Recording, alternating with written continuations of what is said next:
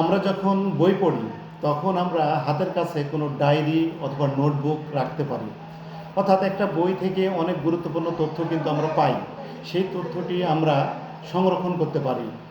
কোনো ভিউ, কোনো ফিলোসফি একটা গল্পের মধ্যে, একটা কবিতার মধ্যে অথবা একটা উপন্যাসের মধ্যে সেখানে ফুটে ওঠে। সেটি আমরা কিন্তু ওখান থেকে নোট ডাউন করে রাখতে পারি। নতুবা বই পড়লাম, একসময় বইয়ের সকল কিছু ভুলে যেতে পারি, কিন্তু আমরা যদি নোট ডাউন করে রাখি ওই তথ্যটি আমাদের কাজে লাগতে পারে। বিশেষ করে আমরা যখন লেখালেখি করব, অন্য কোনো প্রবন্ধ লিখতে গিয়ে হোক, কবিতা লিখতে গিয়ে হোক, ওই উদ্ধৃতিটা আমাদের কাজে আসতে পারে। কলাম লিখতে গিয়ে আমাদের কাজে আসতে পারে।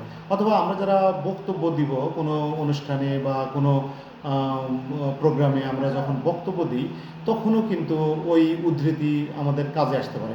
যেমন আমাদের ছাত্র জীবনে আমরা যখন পড়েছিলাম তখনও কিছু কিছু মানে তথ্য আমরা নোট ডাউন করেছিলাম।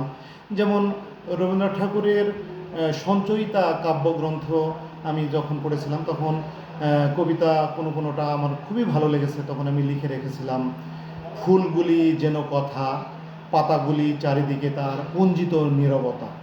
এটি যেমন আমার মনে রয়ে গেছে।